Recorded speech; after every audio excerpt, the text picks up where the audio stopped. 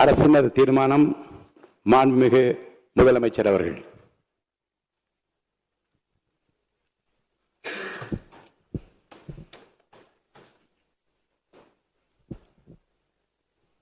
மாண்புமிகு பேரவைத் தலைவர் அவர்களே, திரு சி. ஜோசப் விஜய் அவர்களை முதலமைச்சராக கொண்ட அமைச்சரவை மீது இப்பேரவை தனது நம்பிக்கையை தெரிவிக்கிறது என்னும் தீர்மானத்தை மொழிகிறேன். அரசின் தீர்மானத்தின் மீது இப்போது வாக்கெடுப்பு. மாண்புமிகு பேரவைத் தலைவர் அவர்களே, மாண்புமிகு தமிழ்நாடு முதலமைச்சர் அவர்களே, அன்பிற்கினிய சட்டமன்ற உறுப்பினர்களே, இன்று இந்த அவையில் நடைபெறும் நம்பிக்கை கோரும் தீர்மானம் சாதாரண அரசியல் நிகழ்வு அல்ல. தமிழக மக்கள் வழங்கிய ஜனநாயக ஆணையை மதித்து அந்த தீர்ப்பை நிலைநிறுத்த வேண்டிய வரலாற்று பொறுப்பு நமக்கெல்லாம் உள்ள தருணம் இது. இந்திய அரசியல் சாசனத்தையும் மத சார்பின்மையையும் சமூக நீதியையும் பாதுகாக்கும் பொறுப்புணர்வோடு இந்திய தேசிய காங்கிரஸ் கட்சி இந்த அரசுக்கு தனது ஆதரவை வழங்குகிறது என்பதை பெருமையுடன் தெரிவித்துக் கொள்கிறேன். 2026 சட்டமன்ற தேர்தலில் தமிழக மக்கள் மிக தெளிவாக ஒரு தீர்ப்பை வழங்கியுள்ளனர். தமிழக வெற்றி கழகம் 107 இடங்களில் வெற்றி பெற்று இந்த அவையில் மிகப்பெரிய கட்சியாக உருவெடுத்துள்ளது. மக்கள் மாண்புமிகு முதலமைச்சர் திரு ஜோசப் விஜய் அவர்களின் தலைமையை ஏற்றுக்கொண்டுள்ளனர். ஆனால் பெரும்பான்மைக்கு 10 உறுப்பினர்கள் குறைவாக இருந்தது. அந்த நேரத்தில் ஒரு கேள்வி எழுந்தது. மக்கள் வழங்கிய ஆணை மதிக்கப்பட வேண்டுமா, அல்லது பின்னாலிருந்து சில சக்திகள், அரசியல் சக்திகள் மூலம் தமிழகத்தின் முடிவை மாற்ற முயற்சிக்க வேண்டுமா? அந்த சூழலில்தான் காங்கிரஸ் கட்சியின் 5 உறுப்பினர்களும், மார்க்சிஸ்ட் கம்யூனிஸ்ட் கட்சி, இந்திய கம்யூனிஸ்ட் கட்சி, இந்திய யூனியன் முஸ்லிம் லீக், விடுதலை சிறுத்தைகள் கட்சி ஆகியவற்றின் தலா 2 உறுப்பினர்களும் ஆதரவு அளித்து மதசார்பற்ற கூட்டணி பெரும்பான்மையை கடந்தது. முக்கியமாக மாண்புமிகு முதலமைச்சர் திரு சி. ஜோசப் விஜய் அவர்கள் ஆதரவு கோரியது இந்த 5 மதசார்ப கட்சிகளிடம்தான் என்பதை இந்த அவையின் கவனத்திற்கு கொண்டு வர விரும்புகிறேன். இந்த ஆதரவு அரசியல் லாபத்திற்கான ஆதரவு அல்ல. இது ஜனநாயகத்தை பாதுகாக்கும் ஆதரவு. இது தமிழக மக்களின் தீர்ப்பை மதிக்கும் ஆதரவு. இது தமிழ்நாட்டில் பாஜகவின் மறைமுக ஆட்சியை அனுமதிக்க கூடாது என்ற உறுதியின் அடிப்படையிலான ஆதரவு. தமிழகம் எப்போதும் மதசார்பற்ற அரசியலின் மண். இந்த மண் வெறுப்பு அரசியலை ஏற்றுக்கொண்டதில்லை. மதத்தின் பெயரில் மக்களை பிரிக்கும் அரசியலை ஏற்றுக்கொண்டதில்லை. மொழி ஆதிக்கத்தையும் ஒரே கலாச்சார அரசியலையும் தமிழக மக்கள் தொடர்ந்து நிராகரித்துள்ளனர். இந்த தேர்தலிலும் அதே மக்கள் மீண்டும் நிரூபித்துள்ளனர். பெரிய கனவுகளுடன் தமிழகத்தில் காலூன்ற முயன்ற பாஜக இன்று ஒற்றை உறுப்பினராக மட்டுமே இந்த அவையில் உள்ளது. அதுவே தமிழக மக்களின் தீர்ப்பு. மக்களின் தீர்ப்பே மகேசன் தீர்ப்பு. மக்கள்தான் எஜமானர்கள் என்று பெருந்தலைவர் காமராஜர் கூறியதை இந்த நேரத்தில் நினைவுகூர விரும்புகிறேன். சமூக நீதியை பாதுகாக்கும் எந்த முயற்சிக்கும், மதசார்பின்மையை பாதுகாக்கும் எந்த முயற்சிக்கும், தமிழக உரிமைகளை பாதுகாக்கும் எந்த முயற்சிக்கும் காங்கிரஸ் கட்சி உறுதுணையாக இருக்கும். நிலையான ஆட்சி வேண்டும், மதசார்பற்ற ஆட்சி வேண்டும், வெறுப்பு அரசியலற்ற தமிழகம் வேண்டும். தங்களது ஆட்சியில்தான் மகத்தான சாதனைகளை புரிந்திட, செம்மையான அரசாக திகழ்ந்திட காங்கிரஸ் கட்சி எங்கள் தலைவர் ராகுல் காந்தியின் வழிகாட்டுதல் படி என்றும் உங்களுக்கு உறுதுணையாக இருப்போம். தமிழக அரசியல் வரலாற்றில் சிறப்பானதொரு அரசை வழங்குவதற்கு முனைந்திருக்கும் மாண்புமிகு முதலமைச்சர் திரு ஜோசப் விஜய் அவர்களின் தலைமையிலான இந்த அரசுக்கு கட்சி வேறுபாடின்றி அனைத்து உறுப்பினர்களும் நம்பிக்கை கோரும் தீர்மானத்தின் மீது தங்கள் ஆதரவை வெளிப்படுத்த வேண்டும் என்று கேட்டு அமைகிறேன். நன்றி, வணக்கம், ஜெய்ஹிந்த். தலைவர் ஆட்சி அமைக்கப்படும் ஆபத்திலிருந்தும் தமிழ்நாட்டை காப்பாற்றும் நோக்கத்தோடும் தாவேக தலைவர் மக்களின் மாநிலத்தின் வளர்ச்சி என்ற குறிக்கோளோடு நிலையான ஆட்சி அமைக்க தனக்கு ஆதரவளிக்க வேண்டும் என கேட்டுக்கொண்டதன் அடிப்படையில் மார்க்சிஸ்ட் கம்யூனிஸ்ட் கட்சி இந்த அரசிற்கு வெளியிலிருந்து ஆதரவளிப்பதென முடிவு செய்தது. மார்க்சிஸ்ட் கம்யூனிஸ்ட் கட்சியை பொறுத்தவரையில் இந்த அரசு மக்கள் நலனுக்காக திட்டங்களை அறிவிக்கும் போது அதனை வரவேற்கும். அதே சமயம் மக்களுக்கு பாதகமளிக்கும் என்றால் அதனை எதிர்த்து குரல் கொடுப்பதற்கும் தயங்காது. அதே போன்று தமிழகத்திற்கு ஒன்றிய அரசிடமிருந்து கிடைக்க வேண்டிய வரி வாயில் உரிய பங்கு கிடைப்பதிலும் பேரிடர் நிவாரணம் மற்றும் கல்விக்கான நிதி உள்ளிட்டவைகளை பாரபட்சமின்றி கேட்டு பெறுவதிலும் மார்க்சிஸ்ட் கம்யூனிஸ்ட் கட்சி இந்த அரசுக்கு உறுதுணையாக இருக்கும். இந்த அரசுக்கு ஆதரவை தெரிவித்துக் கொள்வதோடு மேலும் இந்த அரசாங்கம் மதசார்பின்மை, எளிய மக்களை உள்ளடக்கிய பொருளாதார வளர்ச்சி, கூட்டாட்சி, சமூக நீதி கோட்பாடுகளை உயர்த்தி பிடிக்கவும், தமிழக சட்டமன்றம் பாரம்பரியமாக கடைபிடிக்கப்படும் மரபுகளையும் மாண்புகளையும் உயர்த்தி பிடிக்கவும், ஏழை எளிய உழைப்பாளி மக்களின் விருப்பத்தை நிறைவேற்றுகிற வகையில் திறம்பட செயல்பட வேண்டும் என மார்க்சிஸ்ட் கம்யூனிஸ்ட் கட்சியின் சார்பில் தெரிவித்து இந்த அரசுக்கு முழுமையான ஆதரவை தெரிவித்து உட்கார்கிறேன். மாண்புமிகு உறுப்பினர் திரு வன்னியரசு அவர்கள். மாண்புமிகு பேரவை தலைவர் அவர்களுக்கும் மாண்புமிகு முதல்வர் அவர்களுக்கும் என்னுடைய வணக்கங்களை தெரிவித்துக் கொள்கிறேன். மக்களின் உணர்வுகளை எதிரொலிக்கும் எதிர்க்கட்சி தலைவர் அவர்களுக்கும் என்னுடைய வணக்கங்களை தெரிவித்துக் கொள்கின்றேன். நம்பிக்கை கோரும் இந்த தீர்மானத்தின் மீது பேசுவதற்கு எனக்கு வாய்ப்பளித்தமைக்காக முதலில் எமது நன்றியை தெரிவித்துக் கொள்கின்றேன். இந்த அவையிலே பங்கெடுத்திருக்கின்ற அத்தனை சட்டமன்ற உறுப்பினர்கள், அமைச்சர் பெருமக்கள் அத்தனை பேருக்கும் என்னுடைய வணக்கங்களை தெரிவித்துக் கொள்கிறேன். இதுவரை மக்கள் மன்றத்தில் போராடி வந்த என்னை சட்டமன்றத்தில் களமாட வாய்ப்பளித்த எமது தலைவர் எழுச்சி தமிழர் தொல்காப்பியன் திருமாவளவன் அவர்களுக்கு இந்த அவையில் நன்றியை தெரிவித்துக் கொள்கிறேன். எம்மை நம்பி வாக்களித்து வெற்றி பெற வைத்த திண்டிவனம் தொகுதி மக்களுக்கும், கூட்டணி கட்சியைச் சேர்ந்த தலைவர்களுக்கும், கூட்டணி கட்சியினுடைய தோழர்களுக்கும் எமது நன்றியை தெரிவித்துக் கொள்கிறேன். விடுதலை சிறுத்தைகள் கட்சி உள்ளிட்ட மதச்சார்பற்ற கட்சிகளின் ஆதரவோடு பொறுப்பேற்றிருக்கும் இந்த அரசு நம்பிக்கை வாக்கெடுப்பில் வெற்றி பெற்று 5 ஆண்டுகளுக்கு நீடிக்கும் என்று நான் உறுதியாக நம்புகிறேன். அதற்காக முன்கூட்டியே விடுதலை சிறுத்தைகளின் சார்பில் எமது நன்றியை தெரிவித்துக் கொள்கின்றேன், வாழ்த்துக்களை தெரிவித்துக் கொள்கின்றேன். விடுதலை சிறுத்தைகள் கட்சியும் இடதுசாரி கட்சிகளும் காங்கிரஸ், இந்திய யூனியன் முஸ்லீம் லீக் ஆகிய கட்சிகளும் திமுக தலைமையிலான மதச்சார்பற்ற முற்போக்கு கூட்டணியில் இடம்பெற்று தேர்தலை சந்தித்தோம். ஆனால் இந்த தேர்தலில் தவேகாவுக்கு தமிழக வெற்றி கழகத்திற்கு பெரும்பான்மை கிடைத்து ஆட்சி அமைத்துள்ளது. பாஜகவின் மறைமுக செயல் திட்டமான ஆளுநர் ஆட்சியை கொண்டு வருவதற்கான முயற்சியை தடுக்கும் வகையில் விடுதலை சிறுத்தைகள் தமிழக வெற்றி கழகத்திற்கு ஆதரவு தெரிவித்துக் கொள்கின்றோம். மாண்புமிகு முதலமைச்சர் அவர்கள் பொறுப்பேற்பதற்கு விடுதலை சிறுத்தைகள் கட்சியின் ஆதரவு முக்கியமானதாக இருந்தது என்பதை இந்த நாட்டு மக்கள் அறிவார்கள்.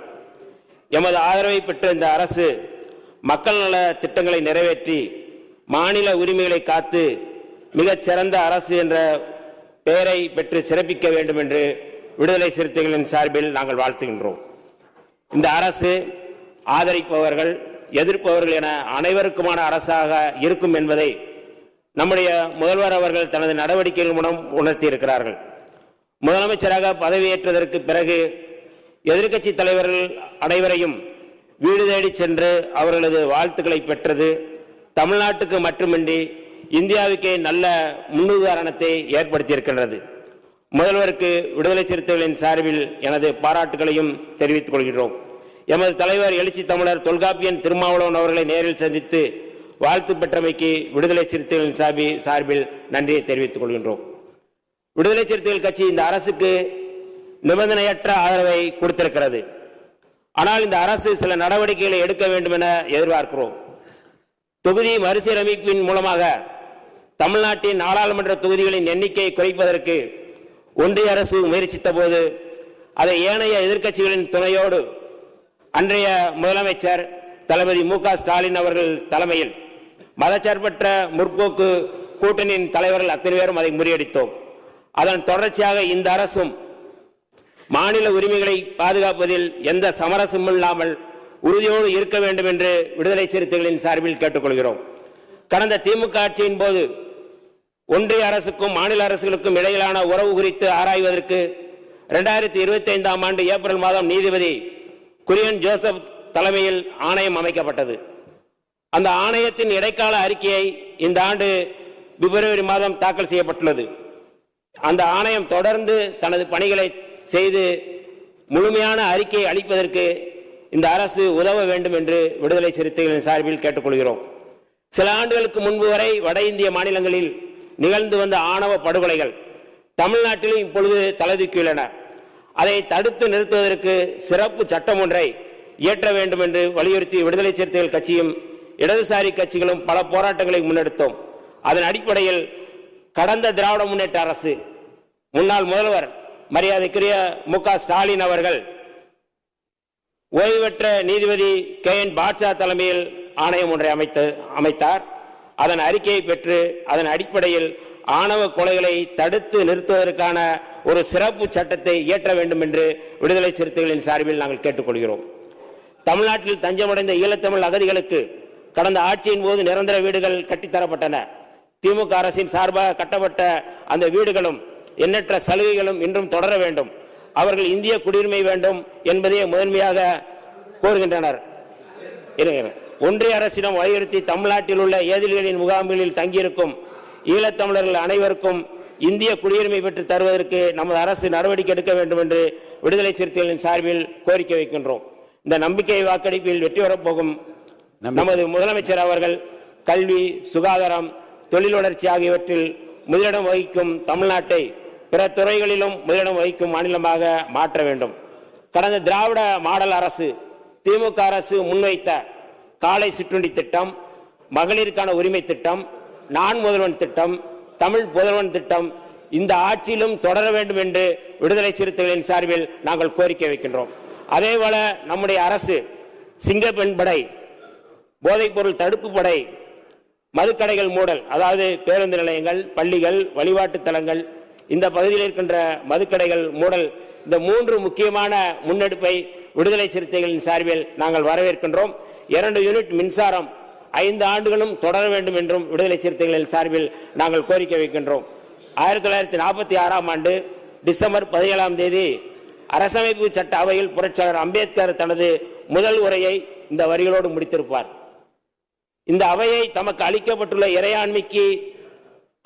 இறையாண்மை மிக்க அதிகாரத்தை அறிவார்ந்த முறையில் பயன்படுத்தும் என்பதை நாம் நமது நடத்தையின் மூலம் நிரூபிப்போம். அதன் மூலமாக நாட்டின் அனைத்து தரப்பினரையும் நம்மோடு அழைத்து செல்ல முடியும். ஒற்றுமை எட்டுவதற்கு இதை தவிர வேற வழி இல்லை. நன்றி, வணக்கம். தமிழ் வாழ்க, ஈழம் வெல்க, தந்தை பெரியார் வாழ்க, புரட்சியாளர் அம்பேத்கர் வாழ்க, எழுச்சி தமிழர் வாழ்க. நன்றி, வணக்கம். மாண்புமிகு உறுப்பினர் ஆமு ஷாஜகான் அவர்கள். மாண்புமிகு பேரவை தலைவர் அவர்களுக்கும், மாண்புமிகு முதலமைச்சர் அவர்களுக்கும், மாண்புமிகு எதிர்க்கட்சி தலைவர் அவர்களுக்கும், சட்டமன்ற உறுப்பினர்களுக்கும் என்னுடைய நெஞ்சார்ந்த வாழ்த்துக்களை நான் தெரிவித்துக் கொள்கிறேன். மாண்புமிகு பேரவை தலைவர் அவர்களே, தமிழ்நாடு சட்டப்பேரவையிலே முதன்முறையாக உரையாற்றுவதற்கு எனக்கு வாய்ப்பளித்தமைக்காக உங்களுக்கு நெஞ்சார்ந்த நன்றியை நான் உரித்தாக்கிக் கொள்கிறேன். நான் இந்த சட்டப்பேரவையின் உறுப்பினராக அமர்வதற்கு அருள் புரிந்த எல்லாம் உள்ள இறைவனுக்கும், பாபநாசம் சட்டமன்ற தொகுதி வாக்காளர் பெருமக்களுக்கும், என்னை வேட்பாளராக அறிவித்த இந்திய யூனியன் முஸ்லிம் லீக்கினுடைய தேசிய தலைவர் தகைசால் தமிழர் பேராசிரியர் K.M. காதர் மொய்தீன் அவர்களுக்கும், மதச்சார்பற்ற முற்போக்கு கூட்டணியுடைய தலைவர் தளபதி மு.க. ஸ்டாலின் அவர்களுக்கும், மாண்புமிகு எதிர்க்கட்சி தலைவர் உதயநிதி ஸ்டாலின் அவர்கள் உள்ளிட்ட தலைவர்களுக்கும் தொண்டர்களுக்கும் என்னுடைய நெஞ்சார்ந்த நன்றியை முதலில் நான் உரித்தாக்கிக் கொள்கிறேன். நடந்து முடிந்த சட்டமன்ற தேர்தலில் மகத்தான வெற்றி பெற்று முதல்வராக பொறுப்பேற்றுள்ள மாண்புமிகு தளபதி ஜோசப் விஜய் அவர்கள் இன்று நடைபெறும் நம்பிக்கை வாக்கெடுப்பில் வெற்றி பெற வாழ்த்துக்களை தெரிவித்துக் கொள்கிறேன். மாண்புமிகு முதலமைச்சர் அவர்களுக்கு எனது சார்பிலும் நான் சார்ந்துள்ள இந்திய யூனியன் முஸ்லிம் லீக்கின் சார்பிலும் ஆதரவையும் வாழ்த்துக்களையும் பாராட்டையும் தெரிவித்துக் கொள்வதிலே பெருமிதம் அடைகிறேன். ஒன்றிய பாஜக அரசு மற்றும் ஜனநாயக விரோத சக்திகளின் சித்து விளையாட்டில் தமிழ்நாடு சிக்கிவிடக்கூடாது என்ற அடிப்படையில் இந்த அரசு பெரும்பான்மை நிரூபிக்க ஆதரவு என்ற ஒரு சிறப்பான முடிவை இந்திய யூனியன் முஸ்லிம் லீக் எடுத்திருக்கிறது. அருள்மறை திருக்குரான் சொல்வது போலவே ஆட்சிகளுக்கெல்லாம் அதிபதியான இறைவன் தான் நாடியவர்களுக்கு ஆட்சியை கொடுக்கிறான். தான் நாடியவர்களை கண்ணியப்படுத்துகிறான். அனைத்தின் மீதும் பேராற்றலுடையவன் என அவன் குறிப்பிடுகிறான். அதன்படி மாண்புமிகு ஜோசப் விஜய் அவர்கள் தலைமையில் இன்று தமிழக வெற்றிக் கழகத்தின் ஆட்சி அமைந்துள்ளது. அது மக்கள் போற்றும் நல்லாட்சியாக அமையும் என்ற நம்பிக்கை ஏற்பட்டுள்ளது. மக்களின் மௌன புரட்சி இப்படி ஒரு மாற்றத்தை ஏற்படுத்தும் என்பது வரலாற்றிற்கு ஒரு ஆச்சரியமான செய்திதான். ஆகவே இந்த ஆட்சிக்கு பொறுப்பேற்றுள்ள மாண்புமிகு முதலமைச்சர் அவர்கள் வரலாற்று சாதனை படைப்பார் என்ற நம்பிக்கையும் எதிர்பார்ப்பும் அனைவரிடத்திலும் ஏற்பட்டுள்ளது.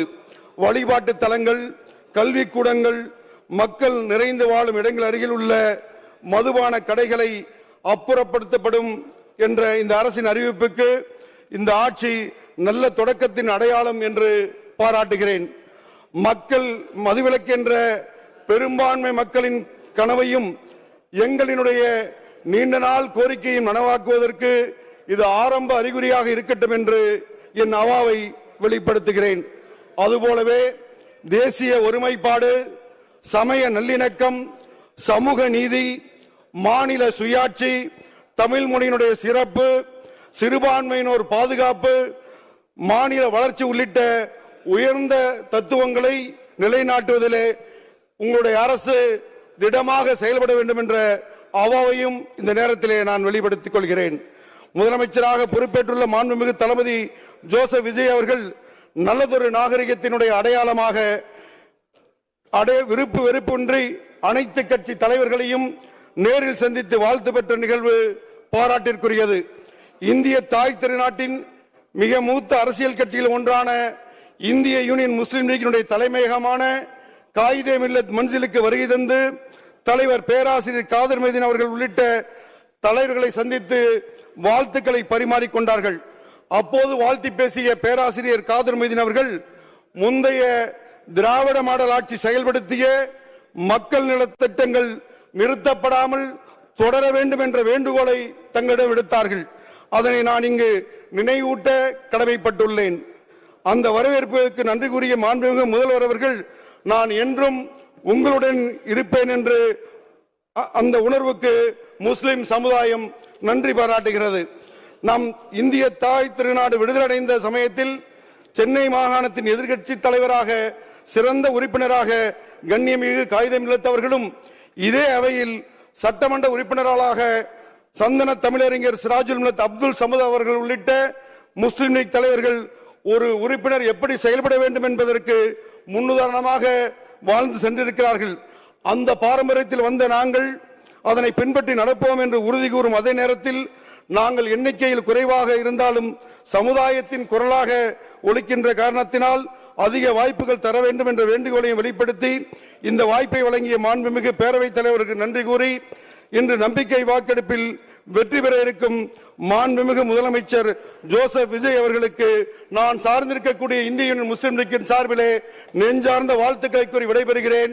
நன்றி, வணக்கம், வாழ்த்துக்கள். மாண்புமிகு உறுப்பினர் எஸ் காமராஜ் அவர்கள். மாண்புமிகு பேரவைத் தலைவர் அவர்களே, மாண்புமிகு முதலமைச்சர் அவர்களே, மாண்புமிகு அமைச்சர் பெருமக்களே, மாண்புமிகு சட்டமன்ற உறுப்பினர்களே, உங்கள் அனைவருக்கும் காலை வணக்கத்தை தெரிவித்துக் கொள்கிறேன். இன்றைய தினம் முதல்வர் நம்பிக்கை கோருகிற தீர்மானம். நான் நேற்றைக்கே ஆதரவை கொடுத்திருக்கிறேன், இன்றைக்கும் ஆதரவு கொடுக்கிறேன், நாளைக்கும் ஆதரவை கொடுப்பேன், 5 ஆண்டு காலமும் ஆதரவை முதல்வருக்கு கொடுப்பேன்.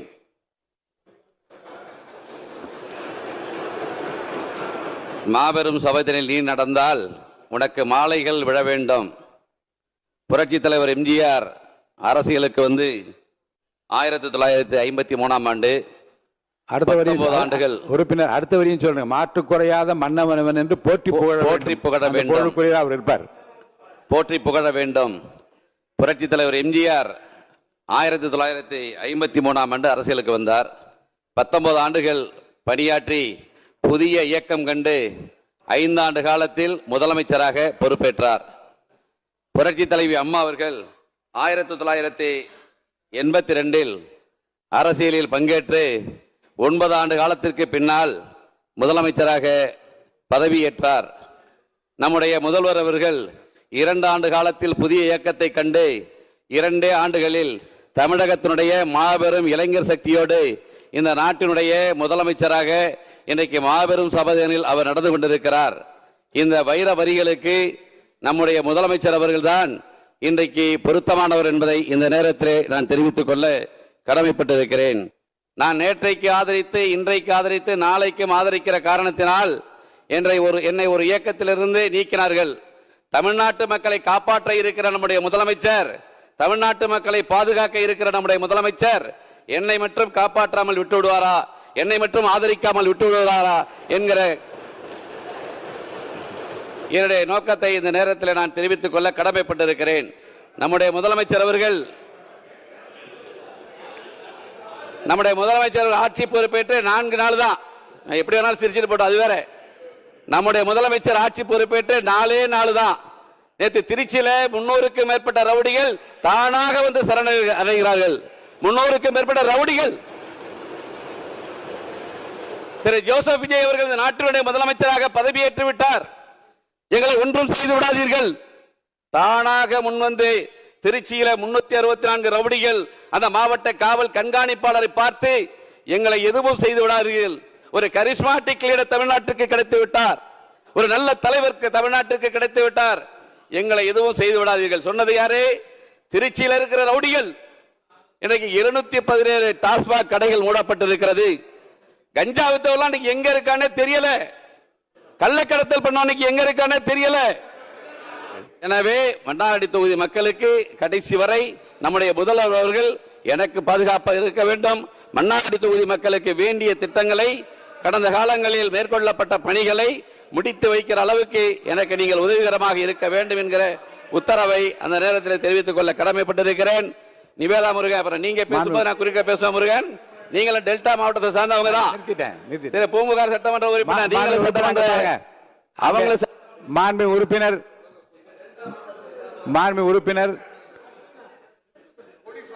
உறுப்பினர்களுக்கு நீங்க பதில் சொல்ல வேண்டாம். உங்கள் கருத்தை நிதானமாக வேகமாக சொல்லி முடிங்க. உறுப்பினர் இடையூறு செய்யக்கூடாதுல்ல. மாண்புமிகு பேரவைத் தலைவர் அவர்களே, உறுப்பினர் பேசும்போது இடையூறு செய்யலாமா? நம்பிக்கை கோரும் தீர்மானத்தின் மீது சுருக்கமாக உங்கள் கருத்தை மட்டும் சொல்லுங்க. என்னுடைய ஆதரவை முழுமையாக தெரிவிக்கிறேன். நேற்றைக்கு தெரிவித்திருக்கிறேன், இன்றைக்கு தெரிவிக்கிறேன், நாளைக்கும் தெரிவிப்பேன். ஆனால் ஒரு உறுப்பினர் பேசும்போது எங்களுடைய டெல்டா மாவட்டத்தை சேர்ந்தவரே பேசும்போது நாளைக்கு அவர் பேசும்போது நானும் கூடுதலா பேசுவேன். அதற்கு நீங்க பேரவைத் தலைவர் அனுமதிக்கணும். ஏன்னா டெல்டா மாவட்டத்தை உங்களையும் இப்ப அனுமதிக்க முடியாது, அப்படி பேசுவதற்கு அவர்களையும் அனுமதிக்க முடியாது. சுருக்கமா ஏந்திரிக்க கூடாது. சுருக்கமா முடிங்க. மாவட்டத்துக்காரர் தான், அப்ப ஏந்திரிச்சு பேசக்கூடாது. எனவே சுருக்கமா முடிங்க. நம்முடைய முதல்வர் அவர்கள் ஆட்சி நல்லாட்சி. ரவுடிகள் ஒழிக்கப்பட்டு விட்டது, கட்ட பஞ்சாயத்து ஒழிக்கப்பட்டு விட்டது, கஞ்சா போதைப் பொருள் ஒழிக்கப்பட்டு விட்டது. நம்முடைய முதல்வருக்கு என்னுடைய ஆதரவை தெரிவிக்கிறேன். வாழ்க வாழ்க நம்முடைய முதல்வர்கள். நன்றி, வணக்கம். மாண்புமிகு உறுப்பினர் திரு டி ராமச்சந்திரன் அவர்கள். மாண்புமிகு பேரவை தலைவர் அவர்களே, மாண்புமிகு முதலமைச்சர் அவர்களால் நம்பிக்கை கோரும் அரசியல் தீர்மானத்தை இந்திய கம்யூனிஸ்ட் கட்சியின் சார்பிலே நாங்கள் ஆதரிக்கிறோம். இந்த நம்பிக்கை கோரும் தீர்மானத்தை ஆதரிப்பதற்கு காரணம், மாநில உரிமைகள், சமூக நீதி, மத சார்பின்மையை பாதுகாக்கப்பட வேண்டும். வகுப்புவாத சக்திகள் எந்த காரணத்திலும் பின்புற வாசல் வழியாக தமிழகத்தில் கால் பதிய விடக்கூடாது என்ற நோக்கத்துக்காக இந்த அரசை நாங்கள் ஆதரிக்கிறோம். தாவேக அரசு தன்னுடைய கொள்கை எதிரியாக பிஜேபியை அதனுடைய தலைவர் நம்முடைய முதல்வர் இன்றைக்கு பிரகடனப்படுத்தியிருக்கிறார். தங்களுடைய சமூக நீதி கொள்கை தலைவர்களாக தந்தை பெரியாரையும் காமராஜரையும் அதே போல அம்பேத்கரையும் இன்றைக்கு வேலு நாச்சியாரையும் இந்த அரசு ஏற்றுக்கொண்டிருக்கிறது. அதே போல இன்றைக்கு ஒன்றிய அரசு ஒட்டுமொத்த அதிகாரத்தையும் ஒரே இடத்தில் குவித்துக் கொண்டிருக்கிறது. ரஷ்ய புரட்சியாளர் லெனின் சொன்னார், அதிகாரம் ஓரிடத்தில் குறைந்து கிடப்பது ஜனநாயகத்துக்கு பேராபத்து, அதிகாரம் என்பது பரவலாக்கப்பட வேண்டும் என்று. இன்றைக்கு மாநில உரிமைகளை ஒன்றிய அரசு பறித்துக் கொண்டிருக்கிறது. மாநிலங்கள் வலிமையாக இருந்தால்தான் இன்றைக்கு மாநில உரிமைகள் பாதுகாக்கப்பட வேண்டும். இன்றைக்கு மாநில உரிமைகளை ஒன்றிய அரசு பறித்துக் கொண்டிருக்கிறது. அதோடு மட்டுமல்லாமல் இன்றைக்கு ஒன்றிய அரசு மலைப்பாம்பு விழுங்குவதை போல இன்றைக்கு மாநில கட்சிகளை விழுங்கு கொண்டிருக்கிறது. இது ஜனநாயகத்துக்கு பேர் ஆபத்து. அதோடு மட்டுமல்லாமல் இன்றைக்கு ஒன்றிய அரசு மாநில உரிமைகள், சமூக நீதி, அதே போல மத சார்பின்மைக்கு எதிராக செயல்படுகிறது. அதை எதிர்த்து மத சார்பின்மையை, மாநில உரிமைகளை, அதே போல சமூக நீதியை நிலைநாட்ட துணிவும் தயக்கம் இல்லாமல் துணிவோடு நம்முடைய முதலமைச்சர் அவர்கள் வருங்காலத்தில் எதிர்க்க வேண்டும். அதற்கு ஜனநாயக சக்திகள் உங்களுக்கு ஆதரவாக இருப்பார்கள் என்பதை தெரிவித்துக் கொண்டு, இந்த 4 நாள் ஆட்சியில் நாடே போற்றும் ஆட்சியாக இன்றைக்கு இந்த ஆட்சி இருந்து கொண்டிருக்கிறது. இந்த 5 ஆண்டுகளும் தொடர்ந்து நாடு போடும் ஆட்சியாக இருக்க இந்திய கம்யூனிஸ்ட் கட்சி இந்த அரசுக்கு ஆதரவளிக்கும் என்பதை தெரிவித்து என்னுடைய உரையை நிறைவு செய்து கொள்கிறேன். நன்றி, வணக்கம். உறுப்பினர் திருமதி பிரேமலதா விஜயகாந்த் அவர்கள். பேரவைத் தலைவர் அவர்களே, முதலமைச்சர் அவர்களே, எதிர்க்கட்சி தலைவர் அவர்களே, சட்டமன்ற உறுப்பினர்களே, மதசார்பற்ற வெற்றி கூட்டணியினுடைய தலைவர் அண்ணன் ஸ்டாலின் அவர்களுக்கும், தேசிய முற்போக்கு திராவிட கழகத்தின் நிறுவன தலைவர் புரட்சி கலைஞர் கேப்டன் அவர்களை வணங்கி, இந்த வரலாற்று சிறப்புமிக்க இந்த அவையிலே இன்றைக்கு மிக முக்கியமான நாளான இந்த நாளில் என்னுடைய உரையிலே நேற்றே முதலமைச்சர் அவர்களுக்கு இன்றைக்கு பெரும்பான்மையை நீங்கள் நிரூபிக்க வேண்டும் என்று என்னுடைய வாழ்த்துக்களை நேற்றே நான் பதிய வைத்திருக்கிறேன். அதே போல முதலமைச்சர் அவர்கள் செய்த நல்ல விஷயங்களையும் நாம் பாராட்டி இருக்கிறோம். எதிர்க்கட்சிகளை எதிரி கட்சியாக நினைக்காமல் அனைவரையும் சந்தித்து அரசியலில் ஒரு மாண்பையும் மரபையும் நீங்க ஏற்படுத்தியிருக்கீங்க, வரவேற்கத்தக்கது. அதுபோல உங்களுடைய முதல் அறிவிப்பிலேயே சிங்கப்படை பெண்களை பாதுகாக்கவும், அதே போல மதுக்கடைகளை மூடுவோம் என்று சொன்னதும் மக்களால் வரவேற்கப்பட்டது. அந்த வகையில் முதலில் 717 மதுக்கடைகளை மூடியது ஒட்டுமொத்த தமிழக மக்களால் வரவேற்கப்பட்டது. கோவில்கள் மற்றும் பள்ளி வளாகங்கள் அருகில் இருந்த மதுக்கடைகளை முதல் முறையாக நம்ம ஃபர்ஸ்ட் ஸ்டெப்ல இன்னைக்கு மூடியிருக்கோம். அடுத்தது இன்றைக்கு மீனவர்களை பாதுகாக்க ஒரு அறிவிப்பு அரசாங்கத்தின் மூலம் வந்திருக்கிறது. அதையும் தேமுதிக வரவேற்கிறது. இது எல்லாம் இருப்பினும் முதல்வர் அவர்களே, நீங்கள் அன்றைக்கு பதவியேற்ற அன்றைக்கு சொன்னது உங்களுடைய ஆட்சி வெளிப்படையான ஆட்சியாக இருக்கும், மக்களுக்கும் தமிழ்நாட்டுக்கும் ஒரு முன்னுதாரணமான ஆட்சியாக இருக்கும் அப்படின்னு தான் நீங்க அன்னைக்கு சொன்னீங்க. அதுபோல அரசு குடும்பத்தில் இருந்து வந்தவன் அல்ல, ஒரு எளிமையான குடும்பத்தில் இருந்து வந்தவன் தான் என்பதை முதலமைச்சராக நீங்க பதவியேற்றதை அனைவருமே வரவேற்றோம், மக்களும் வரவேற்றனர். நாம் சொல்லும் செயலும் ஒன்றாக இருக்க வேண்டும் என்பதில் யாருக்கும் மாற்று கருத்து கிடையாது.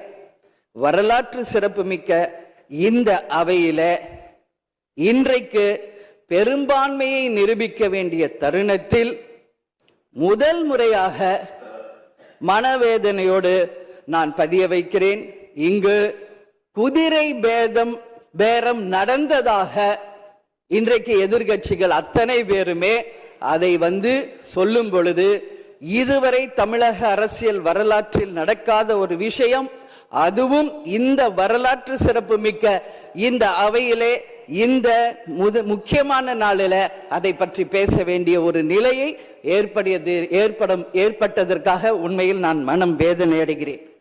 அதே போல முதலமைச்சர் அன்னைக்கு சொன்னாரு, இங்க முகம் மூடி யாரும் செல்ல வேண்டிய அவசியம் இல்லை, அனைவருக்கும் ஒரு வெளிப்படையான ஆட்சி தான் செய்வோம் என்று. அப்படி இருக்கையில் முதல்வர் அவர்களை சந்திக்க யார் முகத்தை மூடிக்கொண்டு அன்று வாகனத்தில் சென்றார்கள் என்பதை நிச்சயமாக மக்களுக்கு தெரியப்படுத்த வேண்டும் என்பதை இந்த நேரத்திலே நான் கேட்டுக்கொள்கிறேன். ஏன்னா அதற்கு காரணம் குதிரை பேரம் என்றால் இதைவிட ஒரு தலைகுனிவு இந்த வரலாற்று சிறப்புமிக்க அவையில் எதுவுமே கிடையாது. நிச்சயம் முதல்வர் அதற்கு பதில் சொல்வார் என்று நான் எதிர்பார்க்கிறேன். அதே போல அரசு குடும்பத்தில் இருந்து நான் வந்தவன் இல்லை என்று முதல்வர் சொல்லும் பொழுது வரவேற்றார்கள் அனைவரும்.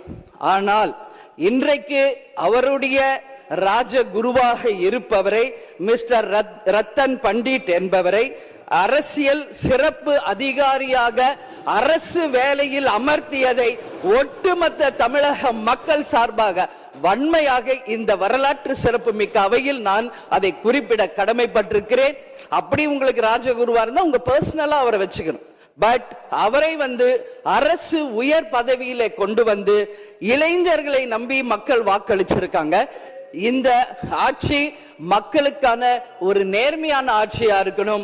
ஜனநாயகத்தின் மீதும் மக்கள் மீதும் நம்பிக்கை கொண்டு மக்கள் தீர்ப்பே மகேசன் தீர்ப்பு என்று சொல்லக்கூடிய அளவு எதிர்காலத்தில் இந்த ஆட்சி நிச்சயமாக இளைஞர்களுக்கும் எதிர்காலத்திற்கும் நல்ல வகையில எடுத்துக்காட்டாக இருக்க வேண்டும் என்று கேட்டுக்கொண்டு நான் சார்ந்த இயக்கமான தேசிய முற்போக்கு திராவிட கழகத்தின் சார்பாகவும் எங்கள் நிறுவன தலைவர் அன்பு தலைவர் கேப்டன் அவர்களை வணங்கி விடைபெறுகிறேன். நன்றி, வணக்கம். மாண்புமிகு உறுப்பினர் எம் போஜராஜன் அவர்கள். மாண்புமிகு பேரவைத் தலைவர் அவர்களே, மாண்புமிகு முதல்வர் அவர்களே, அமைச்சர் பெருமக்களே, எதிர்கட்சி தலைவர்களே மற்றும் இந்த சபையில் இருக்கின்ற உறுப்பினர்கள் அனைவர்களுக்கும் எனது வணக்கங்களையும் நான் சார்ந்த பாரதிய ஜனதா கட்சியின் வணக்கங்களையும் தெரிவித்துக் கொள்கின்றேன். இன்றைய தினம் முதல்வர்களுடைய நம்பிக்கை தீர்மானத்தில் பலர் துரதிர்ஷ்டவசமாக இது ஏதோ பாரதிய ஜனதா கட்சிக்கு எதிரான பிரச்சார கூட்டமாக மாண்பை மீறி பேசிவிட்டார்கள் என்று நினைக்கின்றேன். துரதிர்ஷ்டவசமாக இந்த மன்றத்தின் மரபை கருதி அந்த கருத்துக்களை எல்லாம் நேரமும் காலம் வரும்போது நானும் பகிர்ந்து கொள்ள தயாராக இருக்கின்றேன் என்பதை மட்டும் கூறிக்கொண்டு, ஒரு நண்பர் சொன்னார்கள் ஒற்றை தாமரை என்று சொன்னார்கள். கடந்த காலத்தை நீங்கள் நினைத்து பார்க்க வேண்டும்.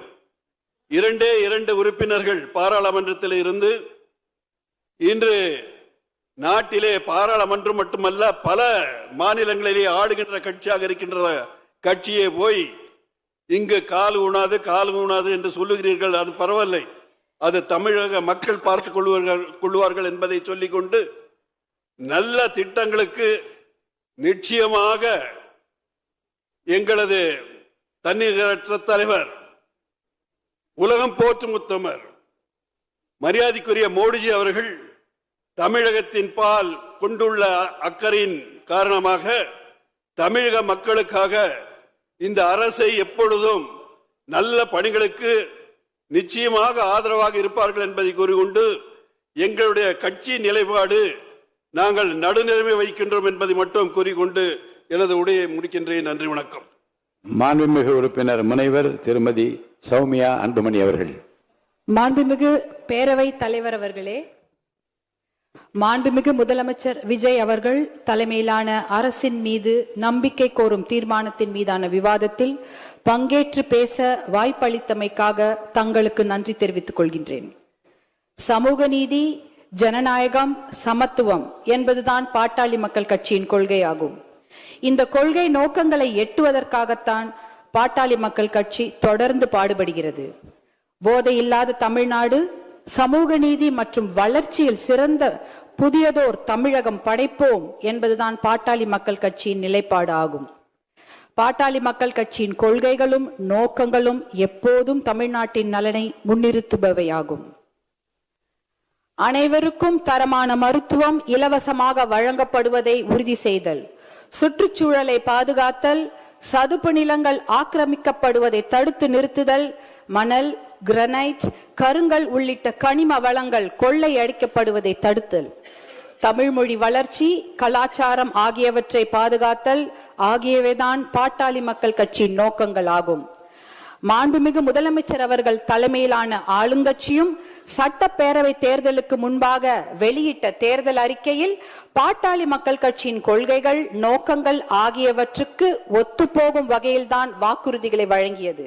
குறிப்பாக அனைத்து சமூகங்களுக்கும் விகிதாச்சார பிரதிநிதித்துவம் வழங்க சாதிவாரி சர்வே நடத்தப்படும், மகளிர் பாதுகாப்பை உறுதி செய்ய நடவடிக்கை, மது வணிகத்தை கட்டுப்படுத்த நடவடிக்கை, வேளாண் விளை பொருட்களுக்கு நியாயமான கொள்முதல் விலை, அரசு மற்றும் தனியார் வேலை வாய்ப்புகளை அதிகரித்தல், தனியார் துறை வேலைவாய்ப்பில் உள்ளூர் இளைஞர்களுக்கு 75% ஒதுக்கீடு வழங்கும் நிறுவனங்களுக்கு 2.5% GST மானியம், 5% மின்சார மானியம் வழங்கப்படும், நதிகள் இணைப்பு உள்ளிட்ட பாசன திட்டங்கள் செயல்படுத்தப்படும், சுற்றுச்சூழலை பாதுகாக்கவும் மணல் கொள்ளையை தடுக்கவும் நடவடிக்கை எடுக்கப்படும் என்று தமிழகத்தின் ஆளுங்கட்சியும் வாக்குறுதிகளை அளித்திருக்கிறது.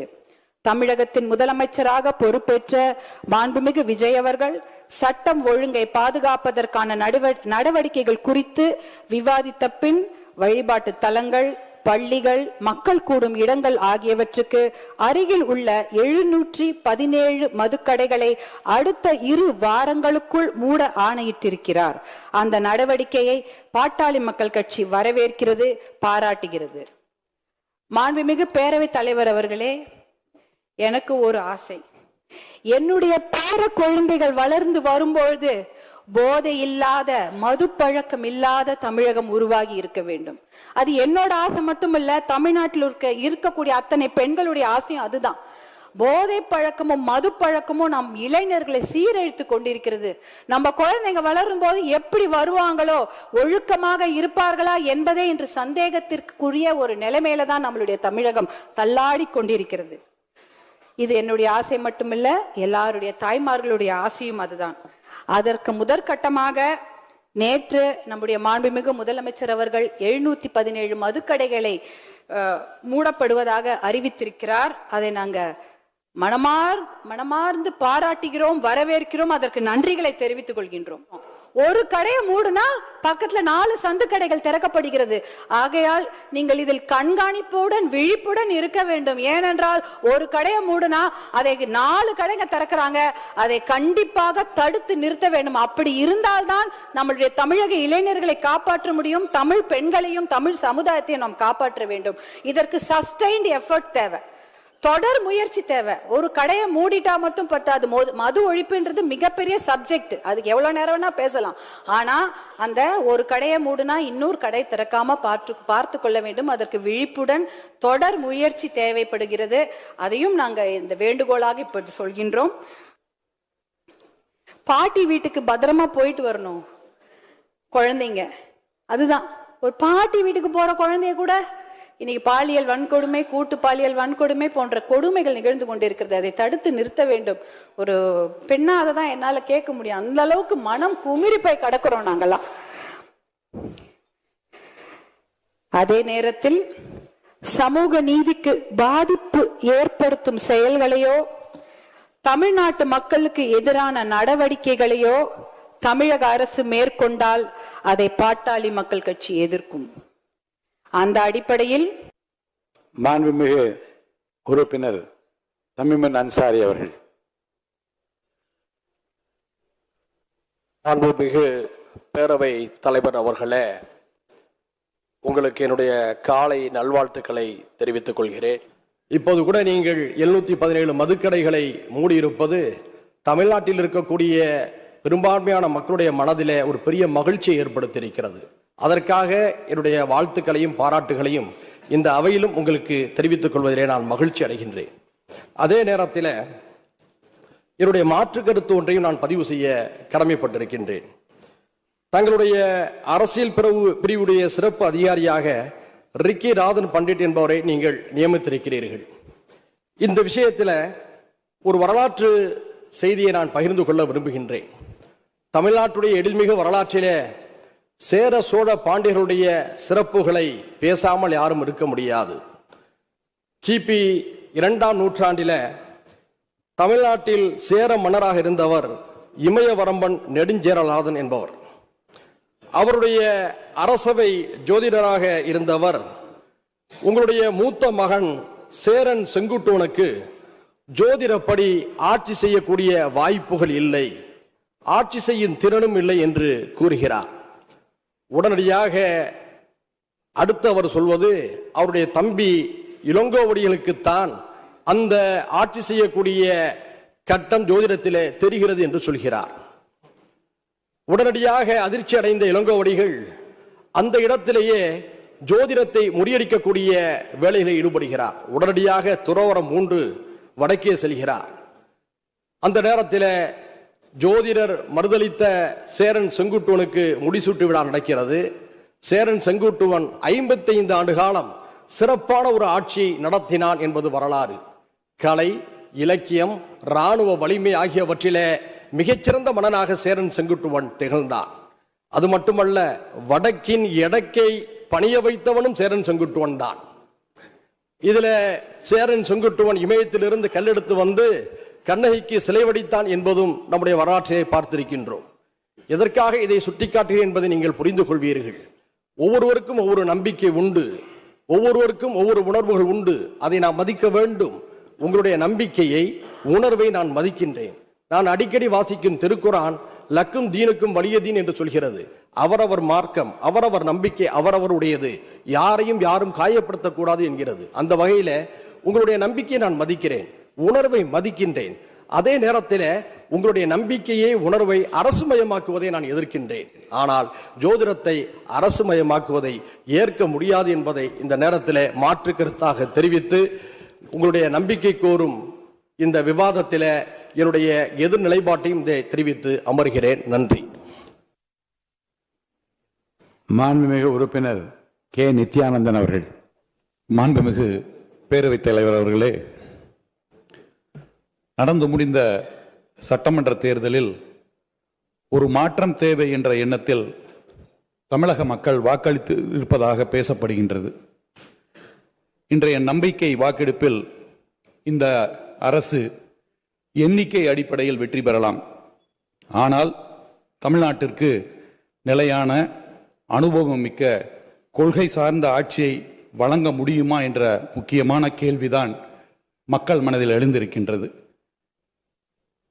எதிர்க்கட்சிகளாக இருக்கக்கூடிய கூட்டணி கட்சிகளை ஊழல் சக்தி, தீய சக்தி என்று வர்ணித்துவிட்டு இப்பொழுது ஆட்சி அமைக்க வேண்டும் என்பதற்காக அக்கட்சிகளில் உள்ள சில உறுப்பினர்களை ஆதரவு பெற்று இப்பொழுது வாக்களித்த மக்கள் எதிர்பார்த்த மாற்றத்தை நோக்கி இந்த அரசு பயணிக்கின்றதா என்ற கேள்வி மக்கள் மனதில் எழுந்திருக்கின்றது. 2017ஆம் ஆண்டு ஆட்சியில் இருந்த கட்சியில் ஒரு நிலையற்ற தன்மை நிலவிய பொழுது அப்பொழுது எதிர்க்கட்சியாக இருந்த திராவிட முன்னேற்ற கழகம் ஆட்சி அமைக்கக்கூடிய சூழ்நிலை இருக்கின்றது என்று பல பேர் கூறிய பொழுது கூட திராவிட முன்னேற்ற கழகத்தின் தலைவர் மாண்புமிகு மு.க. ஸ்டாலின் அவர்கள் பின்வாசல் வழியாக நான் ஆட்சியை பிடிக்க விரும்பவில்லை, மக்கள் வாக்களித்துத்தான் நான் முதலமைச்சராவேன் என்று கூறியதோடு இல்லாமல் அதை செய்தும் காட்டியிருக்கின்றார். அந்த வகையில் எதிர்க்கட்சியின் கடமை தடையாக இருப்பது அல்ல, ஜனநாயகத்தையும் மக்களின் உரிமைகளையும் பாதுகாப்பதே ஆகும்.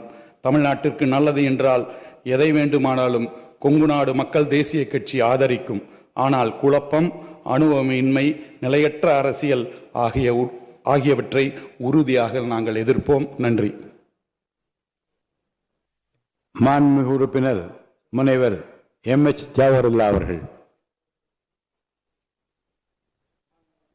பேரவைத் தலைவர் அவர்களே, தமிழ்நாட்டு மக்கள் ஒரு மாபெரும் உண்மையை தங்கள் வாக்குகளின் மூலமாக நடைபெற்று முடிந்த சட்டமன்ற பேரவை தேர்தலிலே உணர்த்தியிருக்கின்றார்கள். அந்த உண்மை என்னவென்றால், தமிழ்நாடு சமூக நீதியின் மண், சமத்துவத்தின் மண், சகோதரத்துவத்தின் மண், மனிதநேயத்தின் மண் என்பதாகும்.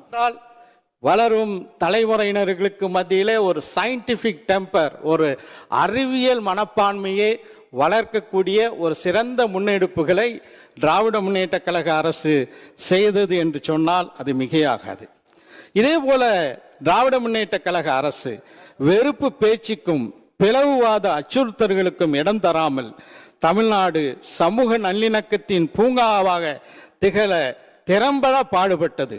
கடந்த திமுக அரசு அத்தகைய நிலைப்பாடு, கடந்த திமுக அரசின் அந்த நிலைப்பாடு இந்த புதிய அரசிலும் தொடர வேண்டும் என்று வலியுறுத்த விரும்புகின்றேன். ஒன்றிய அரசின் வஞ்சகமான தமிழ்நாட்டு மக்களுக்கு விரோதமான பல திட்டங்களையும் சட்டங்களையும் திணிக்க முற்பட்ட போது கடந்த திராவிட முன்னேற்ற கழக அரசு தலை நிமிர்ந்து நின்று அவற்றை ஏற்க மறுத்தது. தமிழக வெற்றிக்கழக அரசும் அத்தகைய நெஞ்சுரமிக்க நிலைப்பாட்டை கடைபிடிக்க வேண்டும் என்று வலியுறுத்துகிறேன். இந்தியை திணிக்கும் ஒன்றிய அரசின் PM ஸ்ரீ திட்டத்தை புதிய அரசு ஏற்றுக்கொள்ள கூடாது. PM ஸ்ரீ திட்டம் தமிழ்நாட்டிலே அனுமதிக்க மாட்டோம் என்ற கொள்கை நிலைப்பாட்டை இந்த அரசு எடுக்க வேண்டும் என்று இந்த நேரத்தில் கேட்டுக்கொள்கிறேன். தமிழ்நாட்டின் புதிய அரசின் அமைச்சரவையில் முதல் முறையாக ஒரு முஸ்லிம் அமைச்சர் கூட இடம்பெறாதது ஏமாற்றம் அளிக்கின்றது. தமிழக வெற்றி கழகத்திற்கு மக்கள் அளித்துள்ள இந்த பெரிய பொறுப்பு சாதாரண அரசியல் பொறுப்பல்ல. மக்களின் எதிர்பார்ப்புகளையும் நம்பிக்கைகளையும் சுமக்கும் மகத்தான பொறுப்பாகும். அந்த நம்பிக்கையை நிறைவேற்றும் வகையில் இந்த அரசு செயல்பட வேண்டும் என்று எதிர்பார்க்கிறோம். ஒன்றிய அரசின் வெறுப்பு அரசியலுக்கு எதிராக அமைதி அரசியலை, வளர்ச்சி அரசியலை, சமூக நீதி அரசியலை இந்த அரசு வழங்கும் என்ற நம்பிக்கை இல்லை. எனவே மாண்புமிகு முதலமைச்சர் அவர்கள் முன்மொழிந்த தீர்மானத்தை எதிர்த்து அமர்கின்றேன். நன்றி. மாண்புமிகு உறுப்பினர் திரு எடப்பாடி கே பழனிசாமி அவர்கள். மாண்புமிகு பேரவைத் தலைவர் அவர்களே, தமிழ்நாடுடைய சட்டப்பேரவை வரலாற்று சிறப்புமிக்க சட்டப்பேரவை. காலங்காலமாக நம்முடைய மரபை நாம் கடைபிடித்து வருகிறோம். மாண்புமிகு சட்டப்பேரவைத் தலைவர் அவர்கள் அந்த ஆசனத்திலே அமர்ந்து முதலாக பேசுகின்ற பொழுது பல்வேறு தலைவர்களை குறிப்பிட்டெல்லாம் அவர்களுடைய வழியிலே இந்த அவையை நடத்துவேன் என்றெல்லாம் கருத்துக்களை அங்கே தெரிவித்தீர்கள். ஆனால் இன்றைய தினம் தாங்கள் சொன்ன அந்த கருத்துக்கள், அந்த மரபுகள் கடைபிடிக்கவில்லை. அதை கடைபிடிக்க வேண்டும் என்று தாழ்மையோடு நான் இந்த நேரத்தில் கேட்டுக்கிறேன். ஏன்னா தாங்கள் சொன்ன கருத்து தான், நான் சொல்லலை.